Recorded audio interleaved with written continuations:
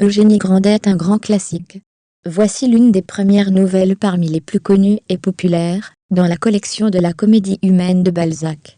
C'est aussi le portrait de la vie privée à cette époque.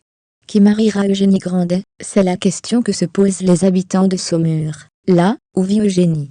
Son père a de l'argent, mais le cache à sa femme et à sa fille, et il les fait vivre dans la misère. Un vrai Séraphin québécois. Balzac a le sens du détail, et nous fait découvrir ses personnages de façon bien personnelle. Un grand classique à lire, afin de pouvoir l'apprécier, vous aussi. Sur Amazon. Voici un extrait, d'ailleurs, 4 phrases exactes autant que des formules algébriques lui servaient habituellement à embrasser, à résoudre toutes les difficultés de la vie et du commerce. Je ne sais pas, je ne puis pas, je ne veux pas, nous verrons cela. Il ne disait jamais ni oui ni non, et n'écrivait point.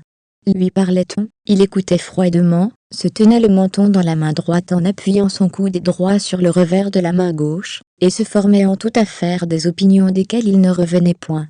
Il méditait longuement les moindres marchés.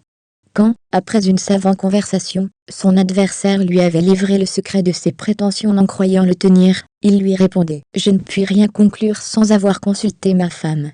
Sa femme, qu'il avait réduite à un ilotisme complet, était en affaires son paravent le plus commode. Il n'allait jamais chez personne, ne voulait ni recevoir ni donner à dîner. Il ne faisait jamais de bruit, et semblait économiser tout, même le mouvement.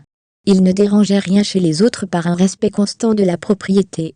Néanmoins, malgré la douceur de sa voix, malgré sa tenue circonspecte, le langage et les habitudes du tonnelier perçaient, surtout quand il était au logis, où il se contraignait moins que partout ailleurs. Au physique, Grandet était un homme de 5 pieds, trapu, carré, ayant des mollets de 12 pouces de circonférence, des rotules noueuses, et de larges épaules. Son visage était rond, tanné, marqué de petites vérolles. Son menton était droit, ses lèvres n'offraient aucune sinuosité, et ses dents étaient blanches. Ses yeux avaient l'expression calme et dévoratrice, que le peuple accorde au basilic. Son front, plein de rides transversales, ne manquait pas de protubérances significatives. Ses cheveux jaunâtres et grisonnants étaient blancs et or, disaient quelques jeunes gens, qui ne connaissaient pas la gravité d'une plaisanterie faite sur Monsieur Grandet. Son nez, gros par le bout, supportait une loupe veinée, que le vulgaire disait, non sans raison, pleine de malice.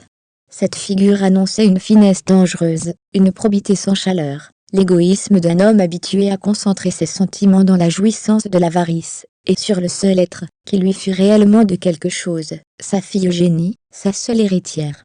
Attitude, manière, démarche, tout en lui, d'ailleurs, attestait cette croyance en soi que donne l'habitude d'avoir toujours réussi dans ses entreprises.